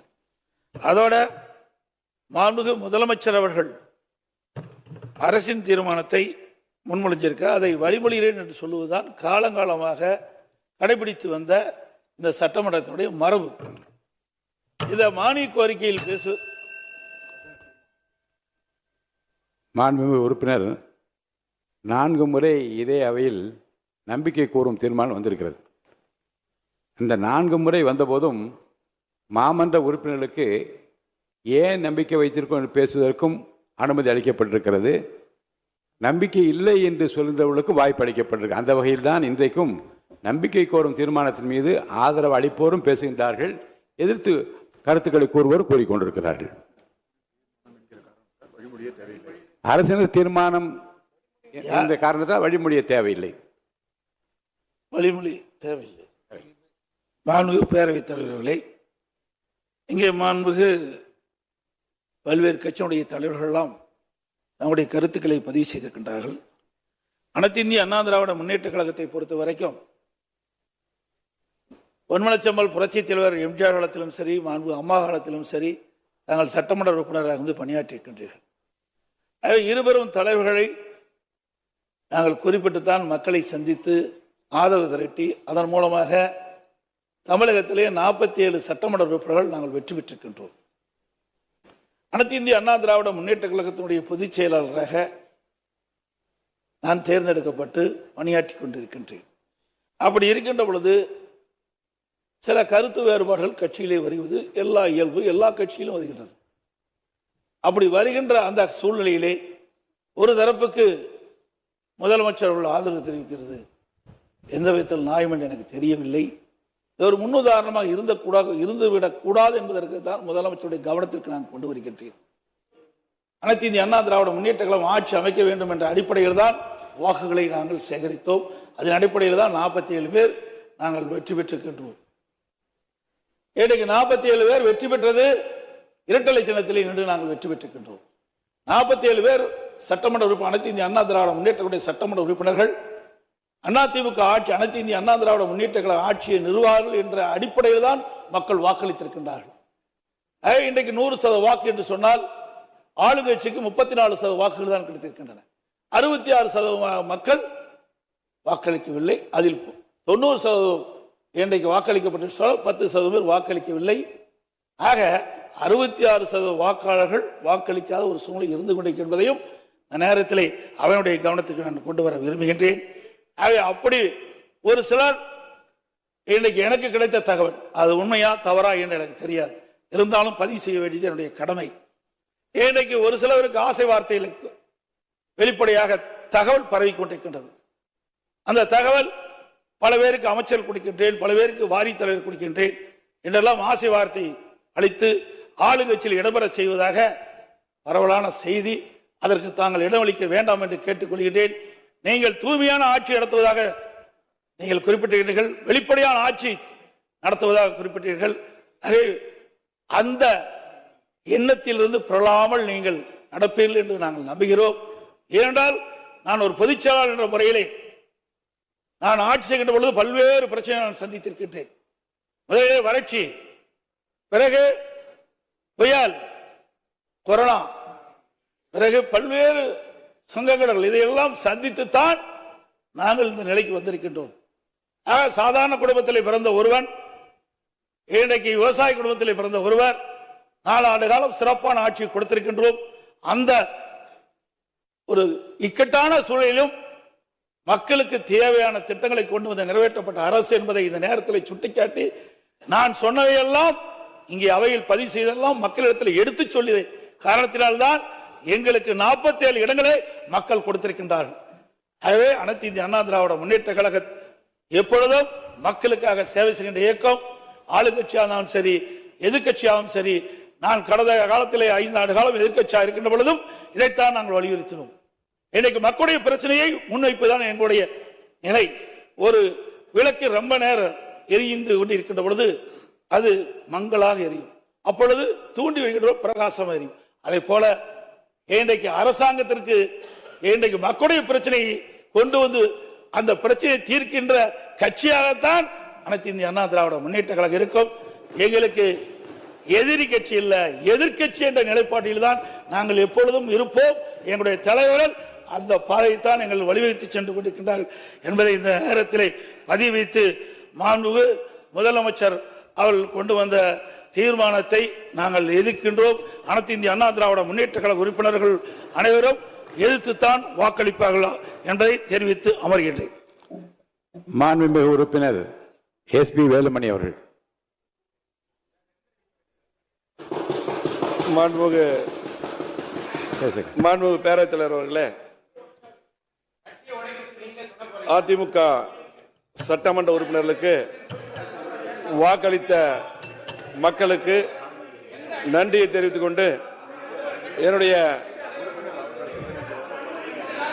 அதே போல மாண்புமிகு உறுப்பினர் உட்காருங்க.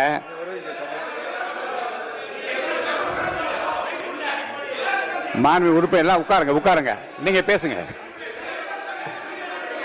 அதிமுக தொண்டர்களுக்கு வாக்களித்த மக்களுக்கு முதலில் நன்றியை தெரிவித்துக் கொண்டு என்னுடைய தொண்டாமுத்தூர் சட்டமன்ற தொகுதியிலே 5வது முறையாக என்னுடைய தொண்டாமுத்தூர் சட்டமன்ற விளக்கம் சொல்றேன். 5வது முறையாக விளக்கம் சொல்றேன். விளக்கம் சொல்றேன். விளக்கம் சொல்ல முடியும், இல்லைன்னா அவர் பேசிட்டே இருப்பாரு. நீங்க உறுப்பினர் அமர்ந்தால் இருங்க, நீங்க உறுப்பினர் உட்கார்ந்தீங்கன்னா நான் விளக்கம் சொல்றேன். உட்காருங்க. நீங்க முன்னாடியே பேரை கொடுத்தா பேச அனுமதிச்சிருப்பேன். உட்காருங்க. இங்க உட்காருங்க.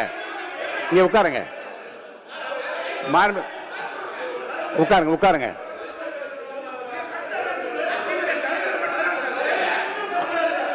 அப்படி மரபு இல்லைங்க.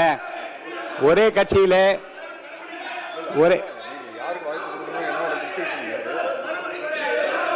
யாருக்கு வாய்ப்பளிக்க வேண்டும் என்பது என்னுடைய உரிமை பார்ப்பட்டது. தயவுசெய்து அதை யாரும் குறுக்கிட வேண்டாம். நேற்று பேரவைத் தலைவர், துணைத் தலைவர் தேர்தல் உணர்வுகளையும் மக்கள் எண்ணங்களை மதித்து முதலமைச்சர் தலைமையில் அமைந்துள்ள அரசுக்கு மாண்புமிகு முதலமைச்சர் கொண்டு வந்த நம்பிக்கை தீர்மானத்திற்கு அனைத்து இந்திய அண்ணா திராவிட முன்னேற்ற கழகம் ஆதரவு. உட்காருங்க எல்லாரும். அமருங்க. நான் நிக்கிறேன். தயவுசெய்து உட்காருங்க எல்லாரும். மற்ற உறுப்பினர் அமருங்க. எல்லாரும் அமருங்க. மாண்புமிகு புரட்சி தலைவி அமருங்க. அம்மா அவர்கள் மக்கள் நல திட்டங்களை செயல்படுத்தினார்கள். மாண்புமிகு அம்மா அரசின் கொண்டு வந்த திட்டங்களை மாண்புமிகு முதலமைச்சர் அவர்கள் செயல்படுத்த வேண்டும். அம்மா அவர்கள் கொண்டு வந்த 100 யூனிட் இலவச மின்சாரத்தை 200 யூனிட்டாக கொண்டு வந்த முதலமைச்சருக்கு நன்றி. அதே போல் பல்வேறு திட்டங்களை அம்மா அவர்கள் கொண்டு வந்தார்கள். ஆகவே கண்டிப்பாக நிறைவேற்ற வேண்டும். இன்றைக்கு மக்கள் தீர்ப்பளித்து இன்றைக்கு முதலமைச்சருக்கு வாக்களித்துள்ளார்கள். அதற்கு நாங்கள் ஆதரவு அளிக்கிறோம் அதிமுக சார்பாக. அதே போல நாங்கள் யாரும் பதவிக்கு ஆசைப்படுவது கிடையாது. பதவிக்காக ஆசைப்பட்டு கிடையாது. மக்கள் தீர்ப்பை மதித்து மக்கள் முதலமைச்சராக வர வேண்டும் என்று எனக்கு ஆதரவு அளித்தார்கள். 54 ஆண்டுகள் பொன்விழா கண்ட கட்சி அதிமுக. 31வது ஆளுங்கட்சியா இருந்திருக்கிறோம். திமுகவை எதிர்த்து தான் நாங்கள் அரசியல் பண்ணிருக்கிறோம். அந்த அடிப்படையில் இன்னைக்கு பாத்தீங்கன்னா முதலமைச்சருக்கு இன்றைக்கு மக்கள் வாய்ப்பளித்திருக்காங்க, ஆதரவு அளித்திருக்காங்க. பெரும்பான்மையா ஆதரவு நாங்கள் மதிப்பளித்து இன்றைக்கு அதிமுக அவர்கள் முதலமைச்சர் கொண்ட தீர்மானத்தை ஆதரவளித்து அமர்கிறேன். நன்றி, வணக்கம். மாண்புமிகு எதிர்க்கட்சி தலைவர் திரு உதயநிதி ஸ்டாலின் அவர்கள். மாண்புமிகு பேரவைத் தலைவர் அவர்களே, புதுசா அமைஞ்சிருக்கக்கூடிய இந்த ஆட்சி மீது இன்னைக்கு நம்பிக்கை வாக்கெடுப்பு நடக்க போகுது. அதற்கு முன்பு வாக்கு எண்ணிக்கை தொடங்கி கடந்த 10 நாட்களாக இன்னைக்கு வரைக்கும் இந்த ஆட்சியில ஒவ்வொரு நாளும் என்னென்ன நடந்திருக்குங்கிறத எதிர்க்கட்சியாக சில விமர்சனங்களோடு இங்க வைக்க நான் விரும்புகிறேன். முதல்ல தமிழக வெற்றி கழகம் ஆட்சி அமைக்கணும்னு பெரும்பான்மையான மக்கள் உங்களுக்கு வாக்களிக்கவில்லை.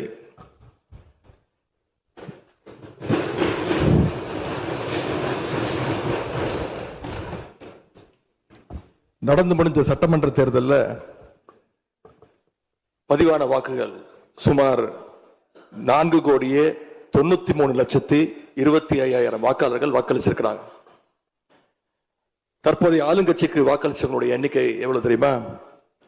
1,72,26,000 தான். மீதம் இருக்கக்கூடிய சுமார் 3,21,00,000 பேரும் நம்பிக்கை கோருகின்ற இந்த கட்சிக்கு, உங்க கட்சிக்கு எதிராக வாக்களிச்சிருக்கிறாங்க என்பதை நீங்க புரிஞ்சுக்கணும். அதாவது கிட்டத்தட்ட 65% மக்களால நிராகரிக்கப்பட்ட ஒரு ஆட்சி மேல எங்களுக்கு மட்டும் இல்ல, உங்களுக்கு வாக்களிச்ச மக்களுக்கே கொஞ்சம் கொஞ்சமா நம்பிக்கை குறைஞ்சிட்டு வருது. அடுத்து மிக முக்கியமான ஒண்ணு நம்பர்ஸ், மெஜாரிட்டிக்கான நம்பர்ஸ். நம்முடைய சட்டமன்றம் 234 உறுப்பினர்களை கொண்டது. மேஜிக்கல் நம்பர் சொல்லுவாங்க. 118 உறுப்பினர்களை கொண்ட ஒரு கட்சியோ ஒரு கூட்டணியோ தான் ஆட்சிக்கு வர முடியும். இப்ப நம்பிக்கை கோருகின்ற இந்த கட்சிக்கு, உங்க கட்சிக்கு அந்த நம்பர்ஸ் இருக்கான்னு கேட்டா இல்ல. 108 இடங்கள் தான் இருக்கு. அதுவும் அந்த கட்சியினுடைய தலைவர் மாண்புமிகு முதலமைச்சர் அவர்கள் தன்னுடைய வெற்றி குறித்த நம்பிக்கை இல்லாத காரணத்தினால 2 இடங்கள்ல போட்டி போட்டு அதுல ஒரு இடத்த இன்னைக்கு ராஜினாமாவும் செஞ்சிருக்கிறார். இன்னும் அந்த தொகுதி மக்களை சந்திச்சு, நேரில் சந்திச்சோ இல்ல ஒரு அறிக்கை மூலமாகவோ ஒரு நன்றியை கூட இன்னும் தெரிவிக்கல. அது மட்டும் இல்ல, நேத்து உயர்நீதிமன்றம் அளிச்ச தீர்ப்புல ஆளுங்கட்சியை சேர்ந்த திருப்பத்தூர் சட்டமன்ற தொகுதியினுடைய மாண்புமிகு உறுப்பினர் வாக்கெடுப்புல கலந்து கொள்ள கூடாதுன்னு நீதிமன்றத்தில் சொல்லியிருக்கிறாங்க. அதனால இப்ப ஆளுங்கட்சிக்கு வெறும் 106 இடங்கள் தான் இருக்கு. ஆனாலும் தேர்தல்ல தனக்கு எதிராக எங்க தலைவர் அமைச்ச கூட்டணியில போட்டியிட்ட கட்சிகளை எல்லாம் இன்னைக்கு சேர்த்துக்கிட்டு பெரும்பான்மைக்கான கடிதத்தை ஆளுநருக்கு கொடுத்து இன்னைக்கு இந்த ஆட்சி அமைக்கப்பட்டிருக்கு. இந்த ஆட்சிக்கு இன்னைக்கு ஆதரவு தெரிவிச்சிருக்கக்கூடிய இந்திய கம்யூனிஸ்ட் கட்சி, மார்க்சிஸ்ட் கம்யூனிஸ்ட் கட்சி, இந்திய யூனியன் முஸ்லீம் லீக், விடுதலை சிறுத்தைகள் கட்சிகளை சேர்ந்த மதிப்பிற்குரிய தலைவர்கள் எல்லாம் சொன்ன காரணம், இந்த ஆட்சியை நாங்க சப்போர்ட் பண்றோம் அப்படின்னு அவங்க சொன்ன காரணம், குடியரசுத் தலைவர் ஆட்சி அமைஞ்சிடக்கூடாது என்ற எண்ணத்துல உங்களுக்கு வெளியில இருந்து ஆதரவு தரோம் அப்படின்னு தெளிவா சொல்லியிருக்கிறாங்க. அதே நேரத்தில் இன்னொன்னையும் சொன்னாங்க, இப்பவும் அவங்க எங்க தலைவர் தலைமையிலான திராவிட முன்னேற்ற கழக கூட்டணியில தான் தொடருவோம்னு சொல்லியிருக்கிறாங்க. உங்களுக்கு ஆதரவு கொடுக்கும் போது அவங்க சொன்ன இன்னொரு காரணமும் இருக்கு, அதையும் நம்ம ஞாபகம் வச்சுக்கணும். மதச்சார்பற்ற ஆட்சி அமையணும்னு சொன்னாங்க. ஆனா இப்ப இங்க என்ன நடந்திருக்கு? உங்க கொள்கை எதிரின்னு சொன்ன பாஜக தலைமையிலான என்டிஏ கூட்டணியில போட்டியிட்ட ஒரு சட்டமன்ற உறுப்பினரை அந்த கட்சி தலைவருக்கே தெரியாம, அந்த கட்சி தலைவருக்கு தெரியாம திருட்டுத்தனமாக இந்த ஆட்சிக்கு ஆதரவு தர வச்சிருந்தீங்க. இப்ப நான் சொல்றது ரொம்ப டீசென்டான வெர்ஷன். அந்த திருட்டுத்தனமான வார்த்தையை மட்டும் நிக்கிறேன். அந்த கட்சி தலைவருக்கே தெரியாம இந்த ஆட்சிக்கு ஆதரவு தர வச்சீங்க. இப்ப நான் சொல்றதுலாம் ரொம்ப டீசென்டான வெர்ஷன். அந்த கட்சி தலைவர் உட்காருங்க உட்காருங்க. உங்களை சொல்ல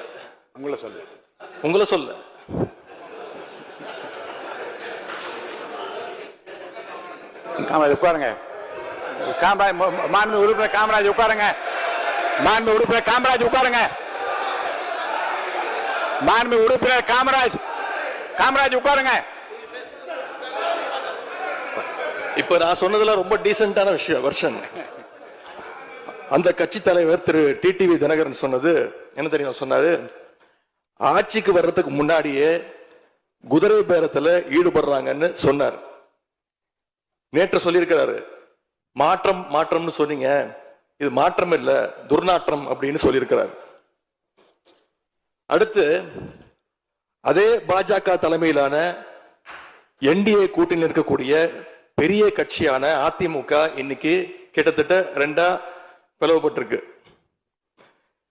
பிளவுபட்ட ஒரு குரூப் உங்களுக்கு ஆதரவு தெரிவிச்சிருக்கிறாங்க. அடுத்து நடந்த இன்சிடென்ட் தான் மிகப்பெரிய ஒரு ட்விஸ்ட்.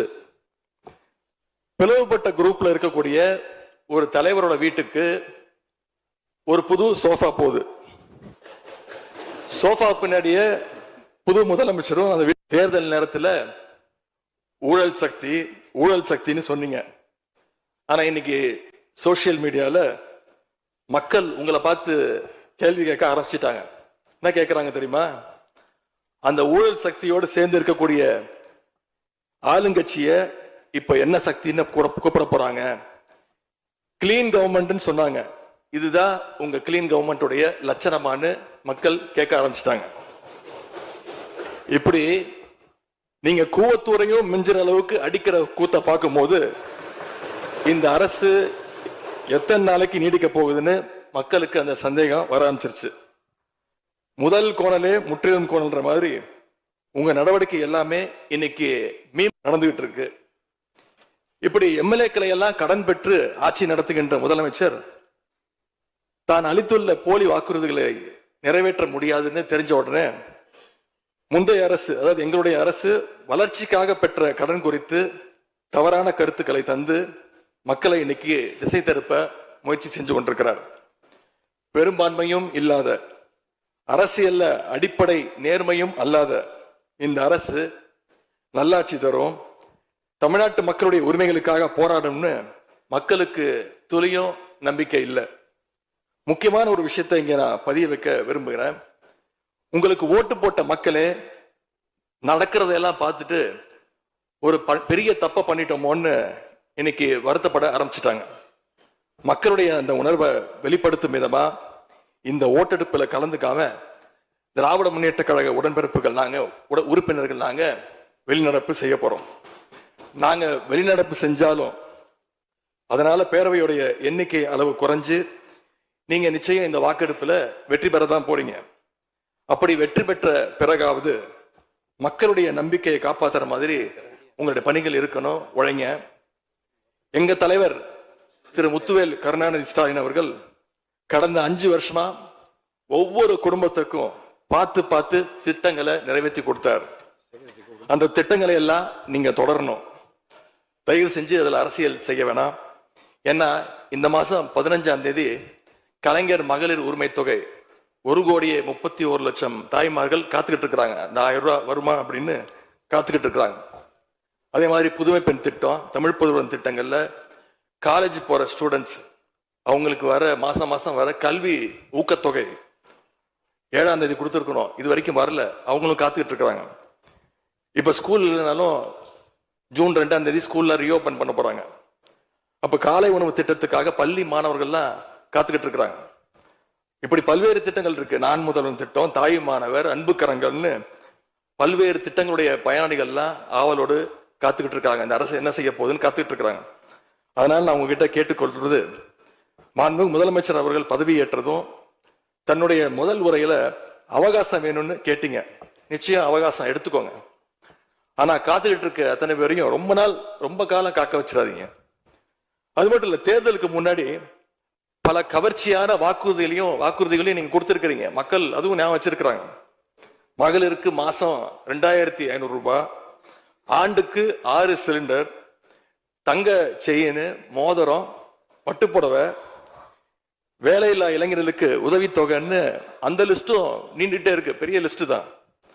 அதுல ஒரு சில வாக்குறுதிகளாவது முதல் கையெழுத்துல நீங்க நிறைவேற்றுவீங்கன்னு மக்கள் எதிர்பார்த்தாங்க. நீங்க வாக்குறுதிகளை சொல்லும் போது நடைமுறைக்கு சாத்தியமானதை மட்டும்தான் சொல்றேன்னு எல்லா கூட்டத்திலையும் திரும்ப திரும்ப சொல்லியிருக்கிறீங்க.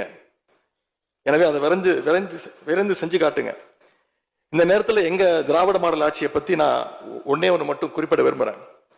நாங்க ஆட்சிக்கு வரும்போது 2021 கடுமையான கோவிட் பெருந்தொற்று காலம், செகண்ட் வேவ். அப்ப மாநிலத்துடைய பொருளாதார வளர்ச்சி எவ்வளவு தெரியுமா? வெறும் 0.7%.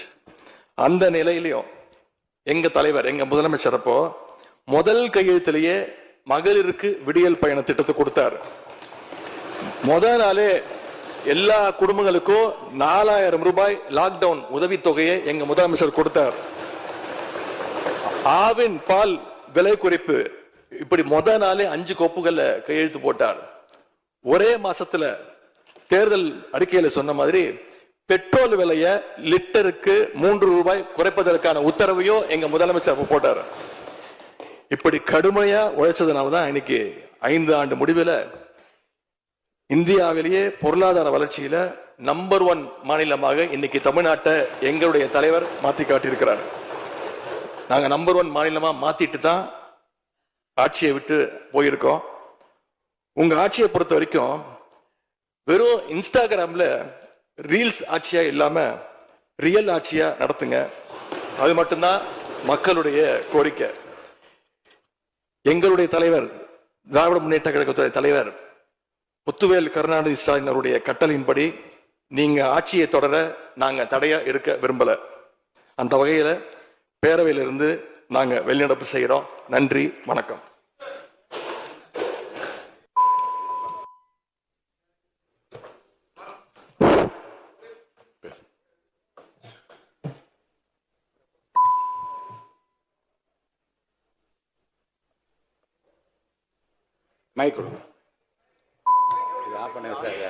மாண்புமிகு பேரவைத் தலைவர்களே, மாண்புமிகு எதிர்க்கட்சி தலைவர் குறிப்பிட்ட பொழுது கோவத்துறை குறிப்பிட்டு சொன்னார்கள். கோவத்துறையில் இருந்துள்ள அத்தனை பேரும் அனைத்து இந்திய அண்ணா திராவிட முன்னேற்ற கழக உறுப்பினர்கள்.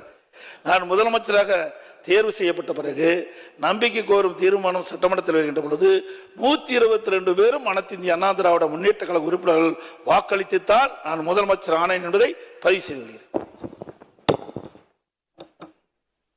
மாண்புமிகு முதல்வர் அவர்களின் பதில் உரை.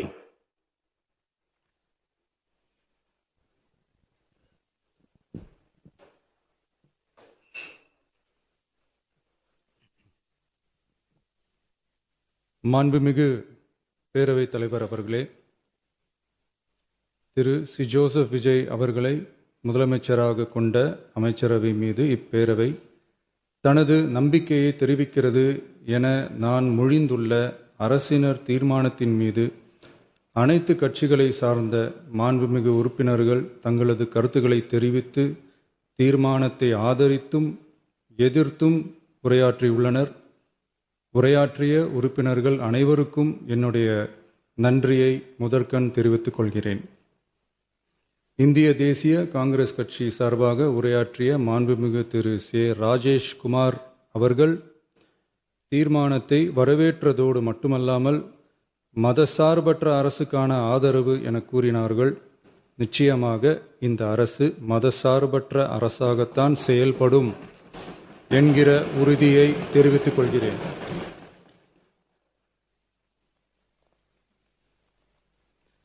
அடுத்து உரையாற்றிய இந்திய கம்யூனிஸ்ட் கட்சி மார்க்சிஸ்ட் கட்சி சார்பாக உரையாற்றிய திரு ஆர் செல்லசுவாமி அவர்கள் இந்த தீர்மானத்தை வரவேற்று முழுமையான ஆதரவு தெரிவித்துள்ளார்கள். விடுதலை சிறுத்தைகள் கட்சி சார்பாக உரையாற்றிய மாண்புமிகு உறுப்பினர் திரு வன்னி அரசு அவர்கள் உரையாற்றுகையில் நம்பிக்கை வாக்கெடுப்பில் வெற்றி பெற்று இந்த அரசு 5 ஆண்டுகள் தொடரும் என நம்பிக்கை தெரிவித்தமைக்கு என்னுடைய நன்றியை தெரிவித்துக் கொள்கிறேன். ஆதரிப்பவர்களுக்கு மட்டுமான அரசல்ல, எதிர்ப்பவர்களுக்கான அரசும் இது என சுட்டிக்காட்டியமைக்கு எனது நன்றியை தெரிவித்துக் கொள்கிறேன். முந்தைய அரசுகளால் கொண்டு வரப்பட்ட முக்கிய மக்கள் நலத்திட்டங்கள் தொடரும் என்ற உறுதியை தெரிவித்துக் கொள்கிறேன்.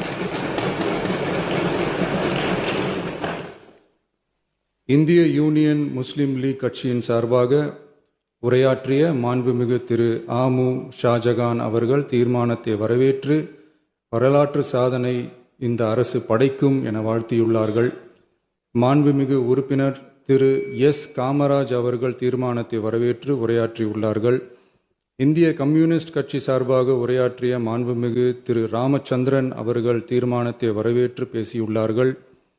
தேசிய முற்போக்கு திராவிட கழகத்தின் சார்பாக உரையாற்றிய மாண்புமிகு உறுப்பினர் திருமதி பிரேமலதா விஜயகாந்த் அவர்கள் உரையாற்றுகையில் எதிர்க்கட்சிகளை எதிரி கட்சிகளாக நினைக்காமல் எங்கள் அரசு செயல்படுவது குறித்து குறிப்பிட்டு வாழ்த்து தெரிவித்தமைக்கு என்னுடைய நன்றி. மேலும் ஓரிரண்டு கருத்துக்களை தெரிவித்து தெளிவுபடுத்த வேண்டுமென்று கேட்டுக்கொண்டார்கள். I will rethink about it. தமிழ்நாட்டை ஆண்ட பல்வேறு கட்சிகளை சார்ந்த அரசுகள் இந்த நாட்டு மக்களின் நலனை முன்னிலைப்படுத்தி தீட்டிய திட்டங்கள் சமூக நீதிக்கு முன்னுதாரணமாக திகழ்ந்து நிறைவேற்றப்பட்ட சட்டங்கள் எங்கள் கட்சியின் கொள்கை தலைவர்களின் எண்ணங்கள் என இவற்றை மனதிலே கொண்டு எங்களுடைய ஆட்சி நடைபெறும் என்கிற உறுதியை மட்டும் தெரிவித்துக் கொள்கிறேன். பாரதிய ஜனதா கட்சி சார்பாக பேசிய திரு எம் போஜராஜன் அவர்கள் நடுநிலை வகிப்பதாக தெரிவித்து உரையாற்றியுள்ளார்கள். பாட்டாளி மக்கள் கட்சியின் சார்பாக அடுத்து உரையாற்றிய மாண்புமிகு முனைவர் திருமதி சௌமியா அன்புமணி அவர்கள் உரையாற்றுகையில் விவசாயிகள், இளைஞர்கள், மகளிர் நலன், மது ஒழிப்பு குறித்து செயல்படுத்தப்பட வேண்டிய திட்டங்கள் குறித்து குறிப்பிட்ட தீர்மானத்திலிருந்து விலகி நிற்பதாக தெரிவித்துள்ளார்கள். மகளிர் பாதுகாப்பிலிருந்து தவிர எந்த அரசு இம்மியளவும் இடம் தராது. அடுத்து உரையாற்றிய மாண்புமிகு திரு மு தமிழன் அன்சாரி, மாண்புமிகு திரு கே நித்யானந்தன், மாண்புமிகு முனைவர் MH ஜவாஹிருல்லா, மாண்புமிகு திரு எடப்பாடி கே பழனிசாமி அவர்கள் மற்றும் ஆகியோர் உரையாற்றுகையில் தீர்மானத்தை எதிர்த்து உரையாற்றியுள்ளார்கள். எதிர்க்கட்சி தலைவர் வெளிநடப்பு செய்துவிட்டார்கள். மாண்புமிகு திரு SP வேலுமணி அவர்கள் தீர்மானத்தை ஆதரித்து உரையாற்றியுள்ளார்கள். குதிரை பேரத்தில் எமது அரசு ஈடுபடுகிறது என்று கருத்தை தெரிவித்த மாண்புமிகு உறுப்பினர் அவர்களுக்கு நான் ஒன்றை மட்டும் சொல்லிக்கொள்கிறேன். இந்த அரசு குதிரை வேகத்தில் செயல்படுகிற அரசே தவிர குதிரை பேரத்தில் ஈடுபடுகிற அரசு இல்லை என்பதை ஆணித்தரமாக தெரிவித்துக் கொள்கிறேன். நம் தமிழ்நாட்டின் முன்னேற்றத்திற்கு உழைத்த தலைவர்கள் வழிகாட்டிய கொள்கைகளிலிருந்து இம்மி அளவு விலகாமல் நிச்சயமாக இந்த ஆட்சி நடைபெறும். எனவே நான் மொழிந்துள்ள இத்தீர்மானத்தை மாண்புமிகு உறுப்பினர்கள் அனைவரும் ஏகமனதாக நிறைவேற்றித் தர வேண்டும் என்று கேட்டுக்கொண்டு அமர்கிறேன். மாண்புமிகு தமிழ்நாடு முதலமைச்சர் புரட்சி தளபதி அவர்களால் இன்று இந்த மாமன்றத்தில் முன்மொழியப்பட்ட நம்பிக்கை கோரும் தீர்மானம் மாபெரும் வெற்றி அடைந்திருக்கிறது. மக்களும் நம் மீது நம்பிக்கை வைத்து தீர்மானமாக வாக்களித்தனர். வாகை சூடும் அந்த வரலாறு திரும்பியது. விசில் அலை வெற்றி அலையாக மாறியது. ஒரு விரல் புரட்சி விசில் புரட்சியானது. கட்சி ஆரம்பித்த 3 ஆண்டுகளுக்குள் 34.92% 1,72,26,208 வாக்குகளை மக்கள் தந்தனர். தமிழக வெற்றிக் கழகத்தை தனி பெரும் கட்சியாக சட்டமன்றத்திற்கு அனுப்பி வைத்தனர். கட்சி ஆரம்பித்த 3 ஆண்டுகளுக்குள்ளேயே மிக மிக சிறிய அளவில் ஒரு நூல் இழைவில் தனி பெரும்பான்மை கொஞ்சம் தள்ளி போயிருக்கிறது. அதனால் இந்த அரசை சிறுபான்மை அரசு போல யாரும் நினைத்தால் அதிலும் எங்களுக்கு மகிழ்ச்சியே. நாங்களே சொல்கிறோம், இது சிறுபான்மை அரசுதான்.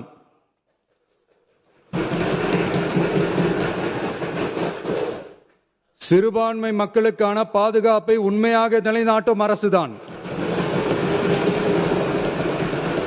அது மட்டுமல்ல, பெண்கள், குழந்தைகள், முதியோர்கள், இளைஞர்கள், அரசு ஊழியர்கள், ஆசிரியர்கள் மற்றும் உழைக்கும் வர்க்கத்தினர் என அனைத்து மக்களுக்குமாக அமைந்த அரசுதான் இந்த அரசு. அந்த நம்பிக்கை அனைவருக்கும் ஏற்பட்டதால் தான் இந்த நம்பிக்கை தீர்மானத்தில் அது நிரூபிக்கப்பட்டிருக்கிறது. இந்த நேரத்தில் இந்த மாமன்றத்தில் நமது அரசு சார்பாக சில உத்தரவாதங்களை நான் தர வேண்டும் என்று விரும்புகிறேன். தமிழக வெற்றிக் கழகத்தின் கொள்கை தலைவர்களான தந்தை பெரியார், பெருந்தலைவர் காமராஜர், அண்ணல் அம்பேத்கர், வீரமங்க வேலு நாச்சியார், மக்கள் சேவகர் அஞ்சலை அம்மாள் ஆகியோரின் வழிகாட்டுதலுடன் இந்த மக்கள் அரசு மனசாட்சி உள்ள மக்களாட்சியை தரும் என்று உறுதியளிக்கிறேன். சமூக நீதி, சமநீதி, சம வாய்ப்புடன், உண்மையான உறுதியான ஜனநாயகத்துடன், மதச்சார்பற்ற சமூக நீதி கொள்கைகளுடன் இந்த அரசு நடக்கும். அதில் சிறிதும் மாற்றமில்லை. நம்முடைய இந்த ஆழமான நம்பிக்கையை மனதார நம்பி வாக்களித்த அனைத்து இயக்கங்களின் தலைவர்களுக்கும், அந்த இயக்கங்களை சேர்ந்த மாண்புமிகு உறுப்பினர்களுக்கும் மீண்டும் நன்றியை தெரிவித்துக் கொள்கிறேன். எம்மதமும் நம் மதமே, எல்லா மக்களும் நம் மக்களே, இதில் வாக்களித்தவர்கள் வாக்களிக்காதவர்கள் என்ற பாகுபாடே இருக்காது. இது எல்லோருக்குமான அரசு. இது சாமானியர்களுக்கான அரசு. இது சாதி மத எல்லைகளை கடந்த அரசு. இது பாகுபாடு காட்டாத அரசு. இது பண்பாடு காக்கும் அரசு. இது பண்பட்ட அரசு. அரசியல் காரணங்களுக்காக யாரையும் எதற்காகவும் புண்படுத்தாத அரசு. இதையெல்லாம் போக போக புரிந்து கொள்வார்கள். எனவே துள்ளி எழுந்து பதில் சொல்வதை விட எதிலும் துணிச்சலுடன் செயலாற்றி வெற்றி பெறும் அரசு இது. பதவிக்காக, அதிகாரத்துக்காக அமைந்த அரசு அல்ல. நம்பிய மக்களுக்கு நன்றி கடன் செலுத்துவதற்காக அமைந்த அரசு. அதிகாரம் காட்டி மிரட்டும் அரசு அல்ல, அனைவரையும் அரவணைக்கும் அரசு. எவர் மீதும் வெறுப்பு காட்டும் அரசு அல்ல, எல்லோரையும் விரும்பும் அரசு. மக்களே முக்கியம், மக்கள் நலன் மட்டுமே முக்கியம். அதுவே எங்கள் ஒரே நிலைப்பாடு. எனவே மனசாட்சி உள்ள மக்களாட்சிக்கு ஆதரவளித்த அனைவருக்கும் மீண்டும் என்னுடைய நன்றியை தெரிவித்துக் கொள்கிறேன்.